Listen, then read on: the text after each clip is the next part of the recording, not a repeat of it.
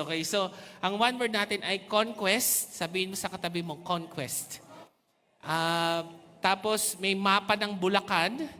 So how many of you believe inheritance natin yung Bulacan? Come on, palakpakan natin si Lord, no? But hindi lang Bulacan, but even sa Sunday, we're gonna do missions, no? So ibig sabihin, pati sa ibang bansa. How many of you believe na yung Victory Baliwag makakatulong, makakapag-church plant din tayo sa Switzerland? Ay, hindi ako nagbibiro. Mag-i-school na si si Dalia, taas mo kamay mo. Mag-ipapasok po yan sa school and she is helping in the church plant of Every Nation, Switzerland. No? Sino ba naman tayo? Mga uhuging taga-Baliwag. And we have a conquest. But that is a promise to possession. Meaning, binigayan na yan ni Lord, kailangan mo na lang yung panghawakan. And there are two things, sabi mo, dalawang bagay. Dalawang bagay, no compromise, sabi mo, no compromise. Yung pangalawa, vision talaga, yung importante. Ibig sabihin, sundin mo si God, pero dapat proteksyonan mo yung mata mo kasi yun talaga yung problema. And you're gonna see that in a bit. And what it means kapag ka nawawala na tayo sa focus, ano ba nangyayari sa atin? Si Dr. Aaron Chalmers ay isa pong libro natin yan sa Every Nation Seminary, Interpreting the Prophets. Ang hilig kasi natin ng mga year, no? Year of horse, ganyan. Anong trending sa 2026, di ba? Uso na raw kalbo ngayon, 2026, mga ganon. Anong mga negosyo. But most of the prophetic words in the Bible are forthtelling, not really foretelling. Foretelling is like si Jesus darating 700 years, sinabi ni Isaiah nangyari. So totoo naman yun.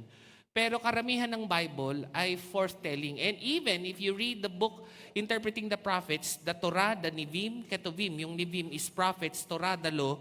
Alam nyo ba yung Joshua is a prophetic book? Naisip ko, paano naging prophetic book yun? So, kasama yun because it's not just foretelling but forthtelling. Meaning, kung ano yung sinabi ni God, gawin mo, pag hindi mo ginawa, meron yung consequence. So, hindi yun panghuhula. Ibig sabihin, it's more of balikan natin kung ano ba yung sinabi ni God at sundin natin. Sabi nga ni James, "For come now you who say, today or tomorrow we will go into such and such a town and spend a year there and trade and make a profit." Sino sa inyo, yayaman ka ngayon 2026? Yan, di ba? Amen. Yet you do not know what tomorrow will bring. What is your life? For you are a mist that appears for a little time and then vanishes. Pinaalalahanan po ni James yung mga tao na ang dami-dami niyo sinasabi, pero sabi ni James, singaw ka lang. Okay, tayo yung katabi mo, mukhang singaw, no? Singaw ka lang. Nakakalang singaw dyan. Ito yun, no? Pakala nyo, nagbibiro ako. For you are just a mist, no? Mist that appears for a little while and then vanishes. Instead, you ought to say, if the Lord wills, we will live and do this or that. Pag sinabi ni God, mangyayari. Kaya, yung conquest, baka nalilito kayo, nasa Joshua 1-12 po yan. Heading po yan nung Bible. 12 chapters. Pero yung salitang conquest mismo, hindi ko makita eh. Pero it's very good dahil kahit yung mga doctors, mga experts, calls is a conquest. Now, sabihin nyo nga po, conquest. Yung conquest is a noun, not a verb. That is very good. Kasi kung sinabi kasing conquer, napapagod na ako, naririnig ko pa lang yung conquer. Tapos na tayo. Okay na yun. May kukonquerin na naman ba tayo? But conquest is something na pinangako ni Lord. From promise to possession. Binigay na ni Lord, panghahawakan na lang natin. Kaya hindi tayo dapat mapagod. Alam nyo ba na ito ang original na plano ni God? And God blessed them. So nagawa na po yung tao, no? Mula Genesis 1 hanggang verse 27. Tapos, anong nangyari? And God blessed them and said to them, be fruitful and multiply and fill the earth, subdue it and have dominion. So, ano daw kailangan? Maging fruitful, multiply, fill the earth, subdue, have dominion. So, ibig sabihin, may kasalanan na ba sa Genesis 1? Wala pa. Kailan pumasok yung kasalanan? Genesis 3. So yan ang original na plano ni God. Hindi natin kailangan ng New Year, hindi natin kailangan ng pungsoy. Ngayon, na-solve na yung Genesis 3, right? Nung namatay si Jesus sa cross, na-solve na. So, kung minsan kasi nandun na lang tayo lagi sa nagkasala na naman ako, pastor. Yung alam niyo, yung para tayong laging flat tire na nakakarating sa church. Alam niyo, yung parang flat yung katabi mo, mukhang flat tire. Nung parang kailangan mga 5 kanta, kailangan sumisigaw yung preacher, kailangan nakakaiyak talaga para paglabas mo dito, may hangin ka na uli. Iniisip ko, hindi po ba po pwede yung hindi tayo parang flat tire? Na lagi na lang ang purpose. Ano ba purpose ng buhay? Magkasalat, magsisi, ganun lang, linggo-linggo. Hindi pa pwedeng umatras tayo beyond Genesis 3. I-atras mo pa. Balik tayo sa Genesis 1. That through yung Holy Spirit po ba'y nababaon palabas? Amen. Di ba? Nababaon. So, ibig sabihin, hindi lang tuwing linggo dapat nagpapabomba ng Espiritu. Pwede naman yan sa Monday, right? Pwede sa Tuesday. Bakit naman puro pag linggo parang yung katabi natin, ayan, flat na naman siya. Flat na naman. Hipanan mo. Diba? Yung, sana sa victory group, diba? Hindi ka pumupunta doon na ikaw yung hihipanan. Sa susunod, ikaw naman yung iihip. Diba? Kasi hindi po natatapos ang pag-atras ng plano o pag-redeem ng plano ni God sa Genesis 3. Bumabalik pa ito sa Genesis 1 na sana makarating tayo sa lugar na maging fruitful tayo. That we will multiply, fill the earth, and even subdue it, and even have dominion. Yan po ay sinabi na ni God, we just have to take hold of it. Now, tingnan natin itong Deuteronomy 7:1-5. Let's read it, no? Ito yung papasok nila sa conquest. When the Lord your God brings you into the land that you are entering, take possession of it, and clears away many of the nations, the Hittites, the Girgashites, the Amorites, the Canaanites, the Perizzites, the Hivites, and the Jebusites, 7 nations more numerous and mightier than you. And when the Lord your God gives them over to you and defeat them, then you must devote them to complete destruction. You shall make no covenant with them and show no mercy to them. Alam niyo yung devote to complete destruction. Hindi ko po talaga yan maintindihan. Hindi ko nga alam ba't natin pinipreach ito eh. Dapat tinanggal yan sa Bible. Hindi pa maawain si Lord. Bakit ganun? Kaya naman, nagbasa tayo sa, this is part of our mga readings din. The Lost World, no? Ano po yan? Every Nation Seminary, the best seminary in the world. Kahit yung kanina, si Dr. Aaron Chalmers, yan ang mga pinag-aaralan ng mga pastor sa Victory. The Lost World of the Israelite Conquest, si Dr. John Walton, PhD po yan sa Hebrew Union College. Now, ba't ko yung sinasabi? Meron siyang 21 na paliwanag, 21 na sagot sa doctrine of Herem, no? Herem, doctrine of Herem, or doctrine of complete destruction. Sabi ko, ay nako, susunugin ba natin yung baliwag? Anong gagawin natin? Sunugin, no? Sunugin natin yung munisipyo. Nako, may live stream. Sunugin, anong gagawin natin? Doctrine of Herem eh. So, bago nyo sunugin yung baliwag, basahin muna na. Mahirap basahin yung libro.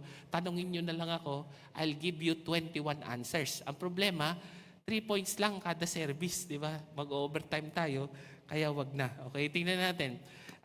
Pero may mga simpleng sagot naman.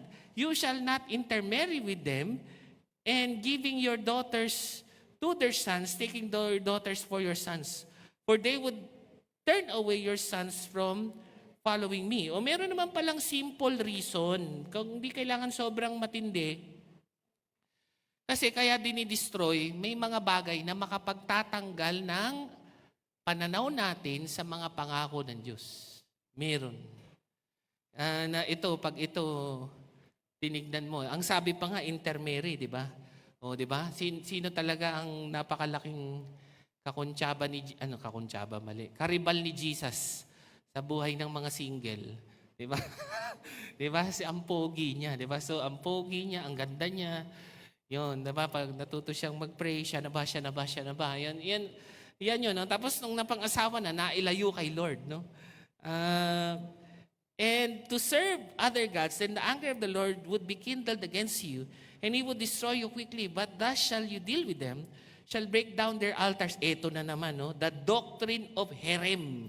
That yung conquest, kasama sa conquest yan, no?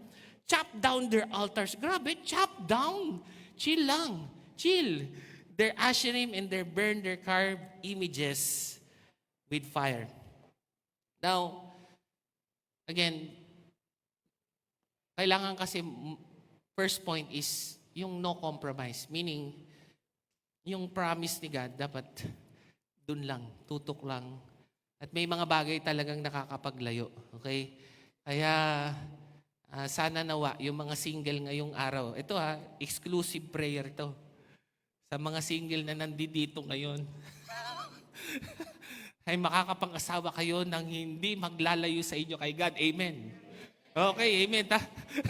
Sabi ko sana, taas ang kamay ng mga single, wag na. Pag-pray na lang natin ngayon, Lord, lahat ng single dito na pwedeng mag-asawa ngayon 2026. Lord, bigyan mo sila ng mapapang-asawa na hindi maglalayo sa iyo.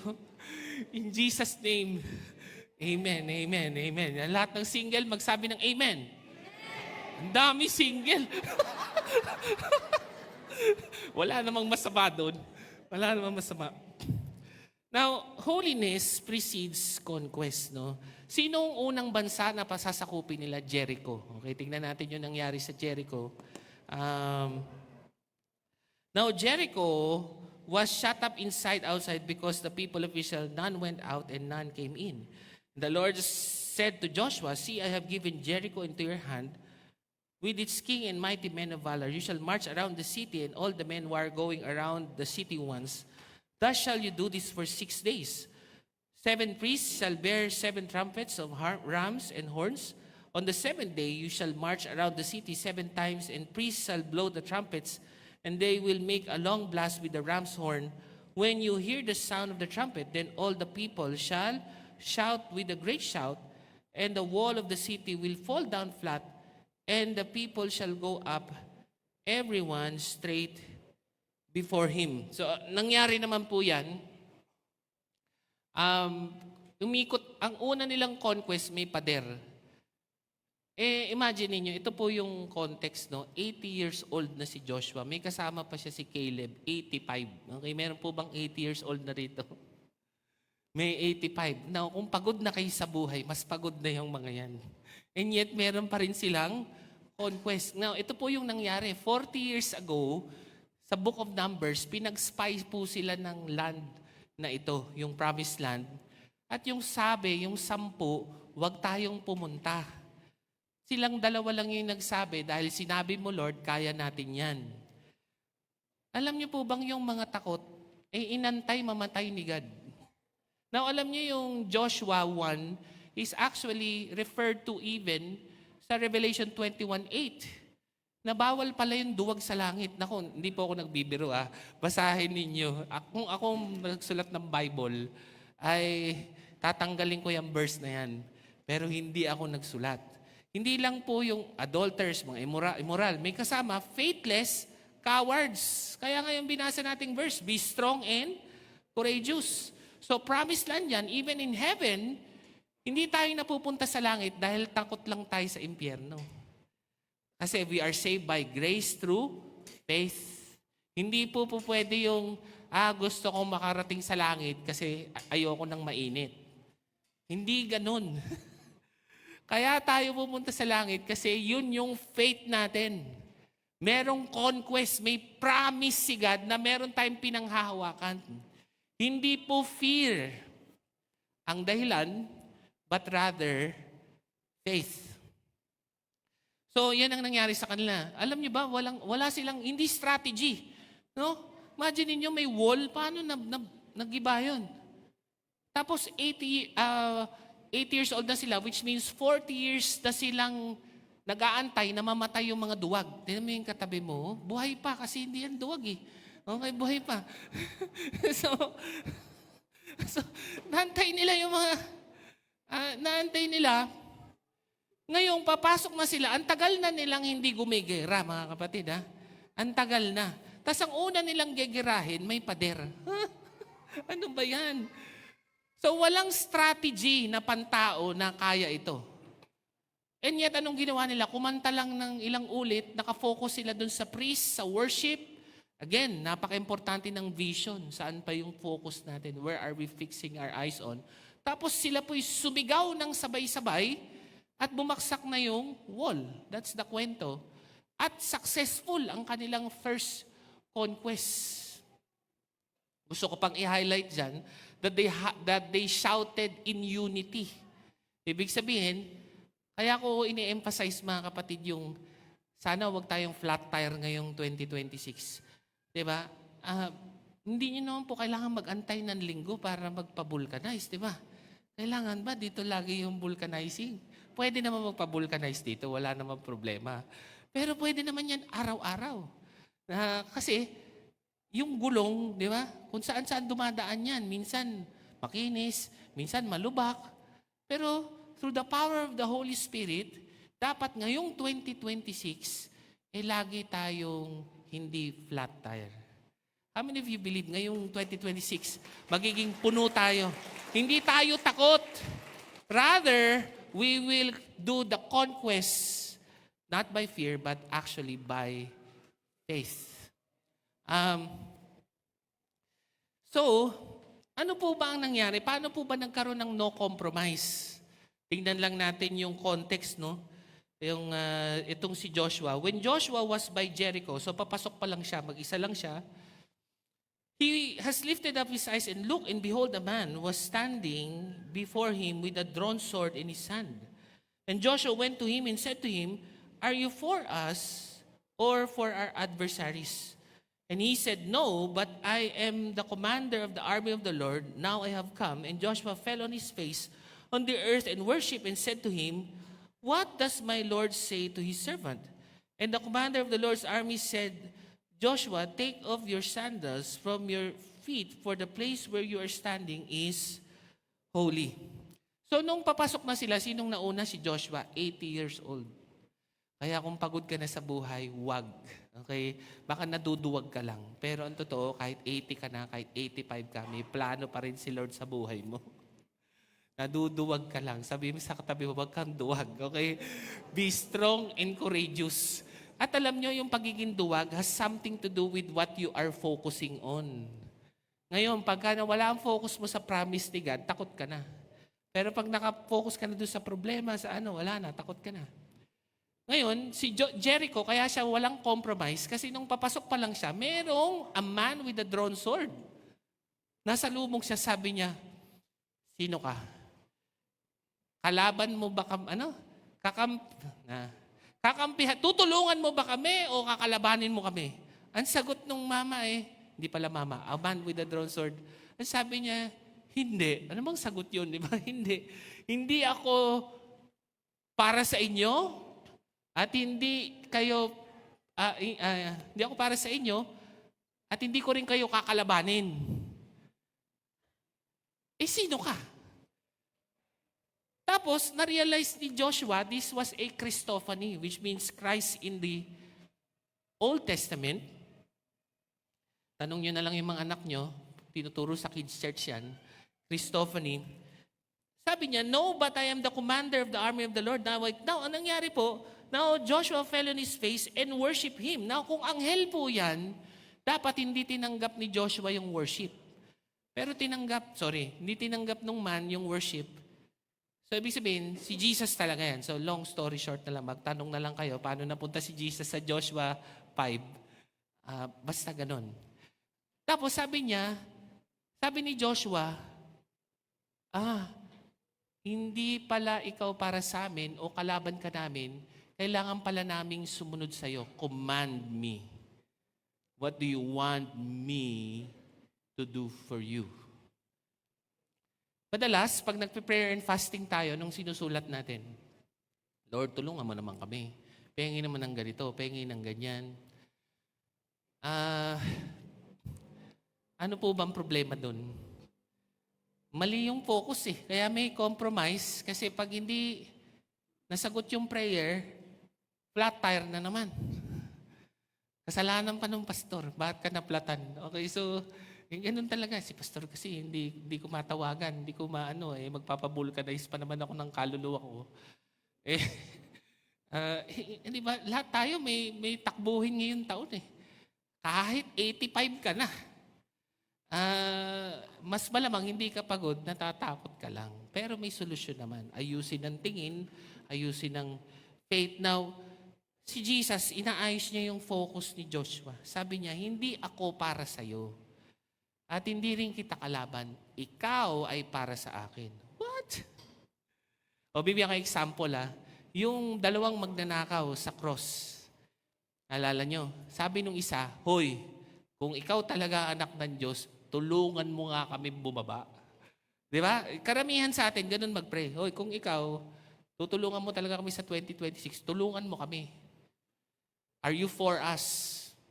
Tapos sumagot yung isang magnanakaw. Sabi niya, tumigil ka nga. Tayo, deserve natin to. Siya, hindi niya yan deserve. Tapos sabi niya kay Jesus, sabi niya, alam mo Jesus, kung saan ka man pupunta, sama ako. Ang sabi ni Jesus, today you would be with me in paradise. And that is our promised land, heaven. Madalas, sasabihin natin kay Lord, Lord, kung totoo ka, tulungan mo kami. Ito mga plano namin sa buhay, ito yung ko-conquer namin. Ang tanong ko don't say tomorrow we will do this or we will do that. If it is in the will of God, we will do it. Hindi, sana maiba na yung prayer kasi doon nanggagaling yung compromise. Mali yung focus. Ang focus, pinapa-focus mo si God sa sarili mo. Ang tama talaga, tulungan mo yung sarili mo mag-focus kay God. Hindi yung kamukha nung unang magnanakaw, hoy, kung Diyos ka talaga, tulungan mo kami. Pero the other is the right heart, like that of Joshua. You would say, kahit saan ka pumunta, sama mo kami. And that is the right heart. Yan yung heart ng lordship. And so, that brings us to the problem, no? So, successful ba in Jericho? Yes.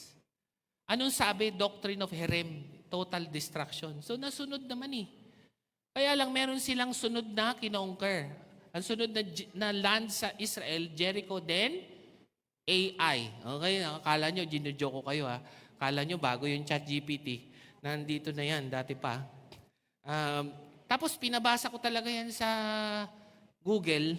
AI talaga ang pagkakabasa. Ito na. But the people of Israel broke faith in regard to the devoted things for Achan. May nangyari, no? May sinugod silang ikalawa, doon nagka-problema sila. Inisip ko, bakit sila nagka-problema? The son of Zer, the tribe, and took some of the devoted things, and the anger of the Lord burned against the people of Israel. So about 3,000 men went up from there, the people, and they fled before the men of AI. Diba? AI talaga And the men of AI.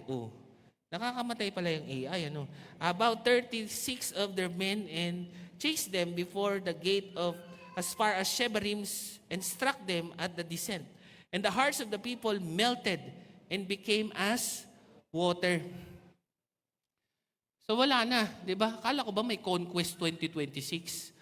Nag-uumpisa pa lang tayo Ano na kagad? May problema na kagad? May maraming namatay?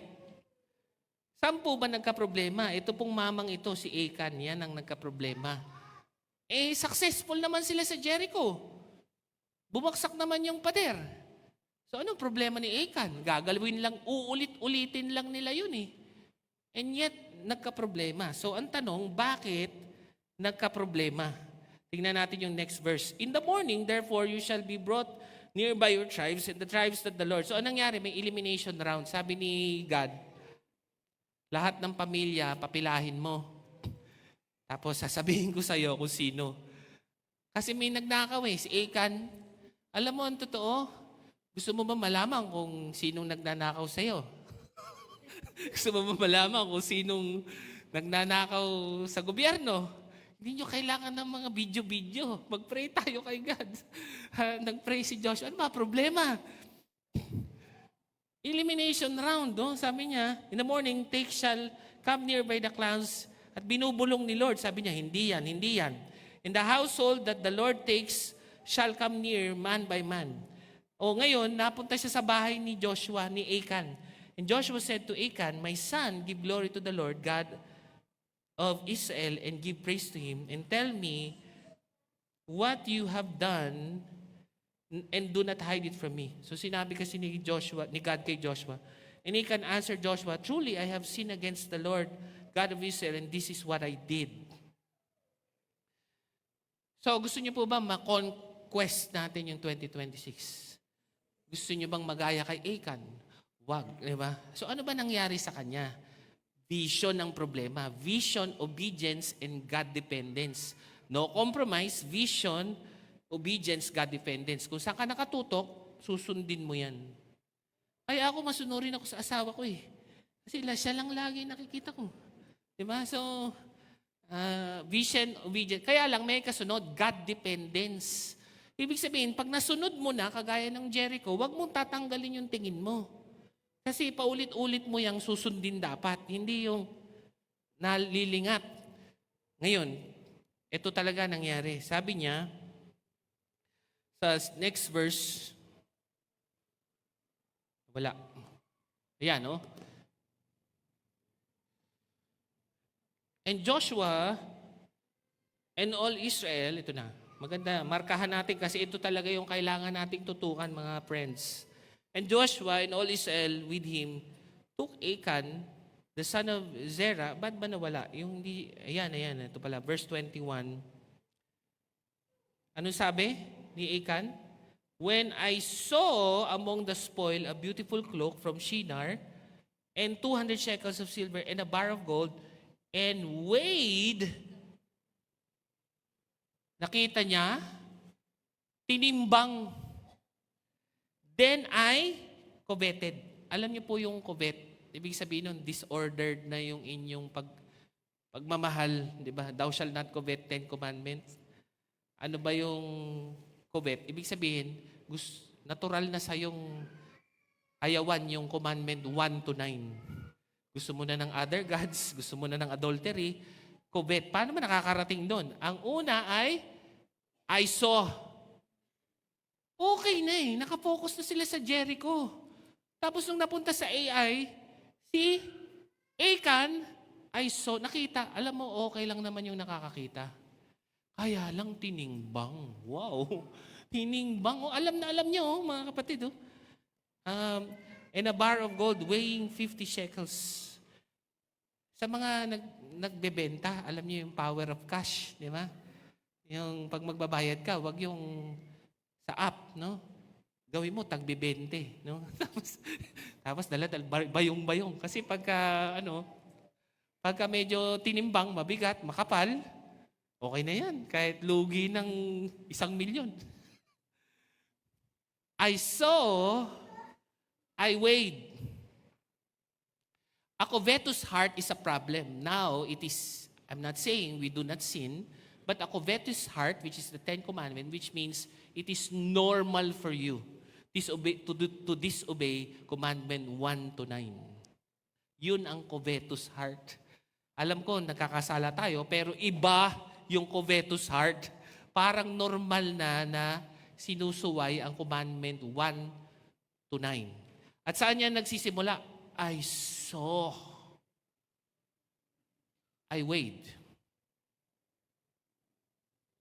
I coveted. Kaya nga, sabi ng Hebrews 12, ano daw dapat? Fix your eyes on Jesus. Fix your eyes on Jesus. Alam mo na mali na yung tingin pag takot ka na. Pag insecure ka na. Di ba? Insecure ka na. Kasi, tinan mo, nakikita mo, pinapanood mo, naubos yung pera. Huwag mo kasi panoorin yung pera. Fix your eyes on Jesus. Pagpa-plan tayo ng church sa Switzerland, amen. Parang gusto niyo ng chocolate, ha? Okay, so, alam mo unang nakikita, mahirap na bansa lang tayo, mahirap lang tayo, gano'n. Hindi, alam mo, Sabi ng Genesis 12, we are blessed to be a blessing. Hindi tayo nakatingin sa makukuha nating chocolate. Sabi ni God, ibe-bless niya tayo at magiging blessing tayo sa ibang bansa. Mas malamang pag takot ka na, mali na ang iyong tinitignan. Takot ka bang mawala yung asawa mo? Huwag mo kasi siyang tignan. Tumingin ka kay Jesus. Takot ka bang mawala yung mga kaibigan mo? Alam mo yung takot na takot mawala ng kaibigan? Alam mo, walang kaibigan. Bakit kasi yun ang parang pag may kaibigan ako na ang panalo. So that's the sign of success. Pag may trabaho ako, may negosyo ako, panalo na ako. Meron akong accolades. Tingnan mo, doon ka kasi nakatingin eh. Kaya ang resulta, hindi faith, fear. So anong solusyon? Once again, fix your eyes on Jesus. Again, ano po nangyari? As I continue, sabi doon,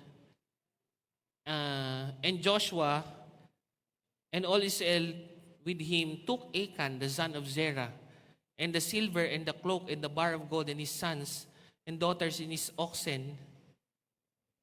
Ano nangyari? Sons and daughters, oxen, donkeys, and sheep, and his tent and all that he had. And they brought them up to the valley of Achor. And Joshua said, why did you bring this trouble on us?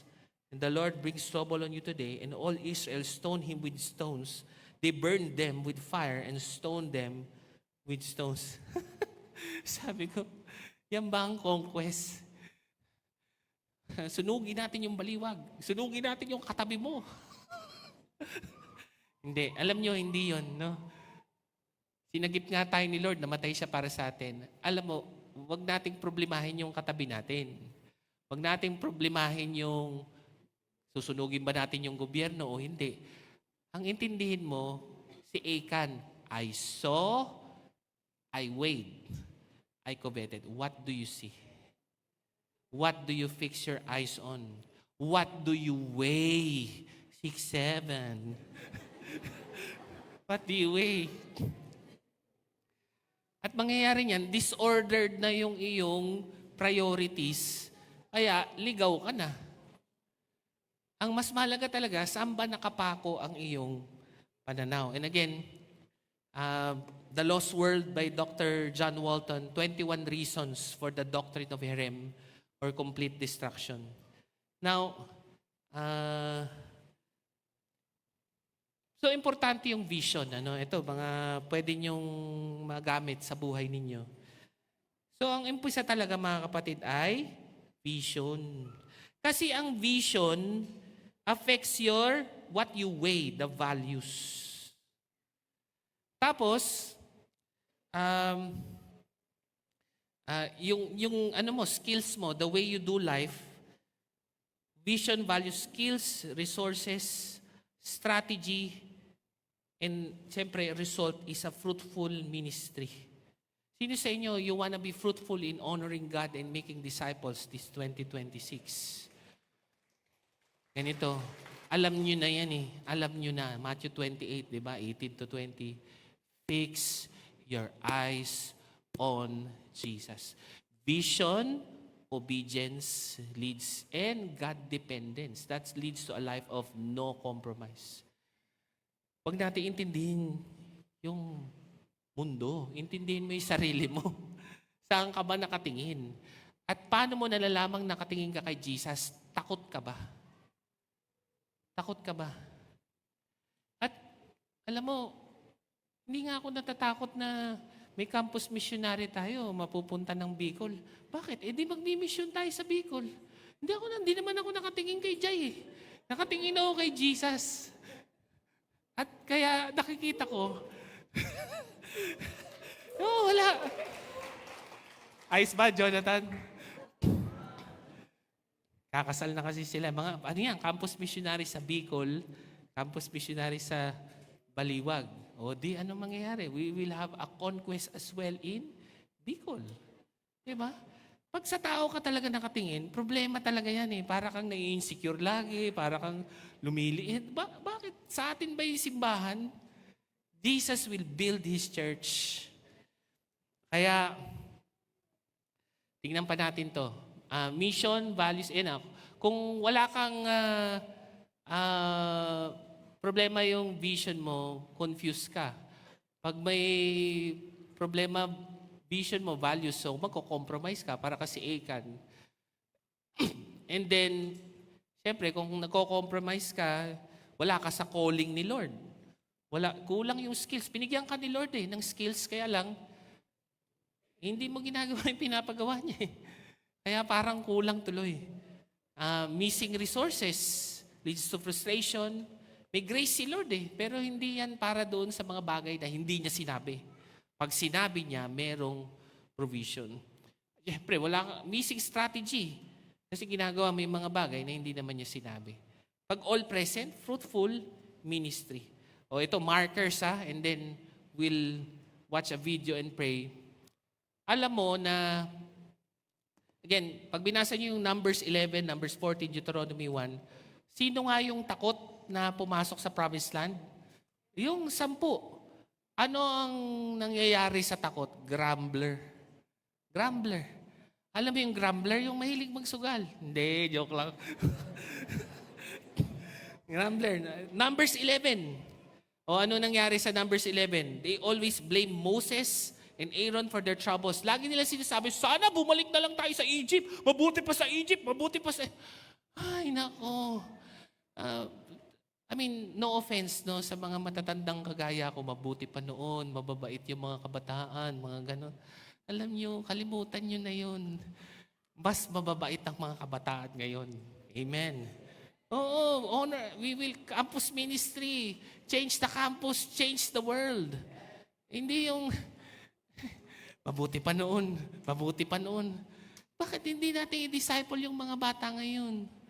Huwag tayo mag-grumble. Alam mo ba tayo nag-grumble? Takot ka lang. I-disciple mo para hindi ka matakot. Always blame others. Ano pang mga result? Pagka nakikita mo na yung sarili mo, alam mo na mali na yung focus kasi nag-grumble ka na. Tapos meron ka ng mindset na just enough. Only do what is in the job description. I did my job and that is beyond my pay grade. Alam mo ba sa Deuteronomy 1:38, at saka sa Numbers 32, si Reuben ay gusto na lamang bago sa Jericho, kanila na raw yun. Ang gusto nila, hindi mag-take hold yung promised land. Ang gusto nila, village people. Basahin nyo sa Numbers 32. Takot na siya, sabi niya, sige, papasok na kami. Pero sa amin na to village people na lang kami. Hindi po pwede yung, kung just enough na lang, okay na to. Yan, takot ka lang. Fix your eyes on Jesus. Meron pa, pagka passivist ka na, only work when there is a clear order. Wala kang initiative, no desire to solve problems. Alam niyo ba kung bakit gusto nating pumasok doon sa pinangako ni Lord? Kasi nandun yung grace ni Lord Nandun yung provision ni God. Hindi po pwede na, Kung nandito yung shower ni God, di ba? Saan ka pupunta? Di dyan. Tapat mo yung sarili mo sa grace ni God. And that gives initiative. Tignan mo si Joshua nung hindi sila nananalo, nagdasal siya kay God. Hindi pwedeng status ko lang. Sabi niya, Lord, ano ba nangyayari?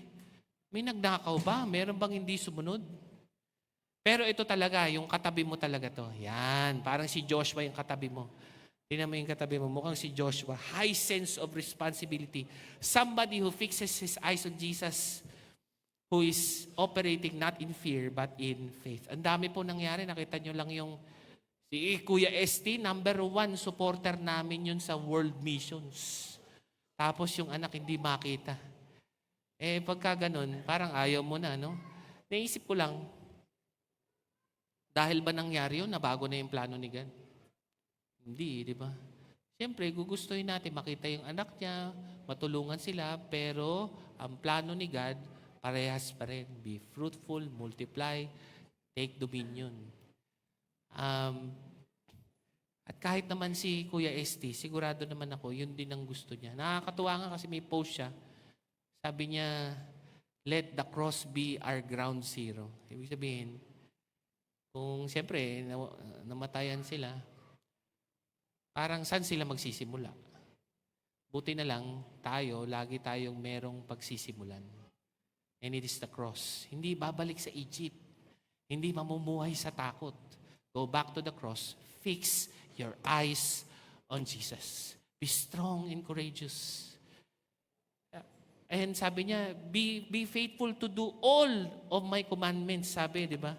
Nakita ko yung kanina, yung just enough. Ang sabi, you're gonna be faithful to do some of my commandments. Di, sabi ni God, be strong and courageous, being faithful to do all of my commandments. Kasi nga, pagka may fear tayo, instability. Gusto niyo ba maging unstable yung Victory Baliwag this year? Unstable. Pride lang yan eh. At mas malamang yung pride, takot ka lang. Insecure, reduction, lumiliit. Alam niyo ba, si Moses ang daming ginawa. Pero sino lang ang pumasok sa promised land? Si Joshua. Ibig sabihin, this is all for the next generation, mga kapatid. We're doing this. Hindi tayo nag-give up, Ralph. Kasi alam ko, pag nag-give up tayo, baka manghina rin yung mga kabataan. But we will not reduce, but we will grow. Many leaders. Tingnan mo yung katabi mo, magaling na leader yan. Hindi lang niya itsura pa ngayon. Pero magaling yan. Humility, stability. Tingnan mo, si Joshua, hinahanap niya talaga kung saan nagka-problema. O yun, naging stable sila uli. And even confidence. Hindi fear. We are saved by grace through faith. And so, as I wind down to a close, let me share you a video of Pastor Eric from the US. Di pa siya nakauwi, no? Let this lead us into, magpipray muna ako, no? And then, hindi kami madadala ng fear but faith. Lord, isa lang yung prayer. Alam ko naman, marami na rin kaming victory, marami na rin kaming Jericho moments. But what will cause us not to possess all of the promises of God? And ang sagot ay si Achan, what did he sow? What did he weigh? What did he covet? And so Lord, I pray, yes, Lord, yung kung saan kami nakafocus, yun yung susundin namin.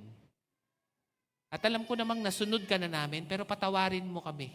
Dahil nasa mundo kami, minsan nawawala ang tingin namin sa iyo. So once again, Lord, we will fix our eyes on Jesus.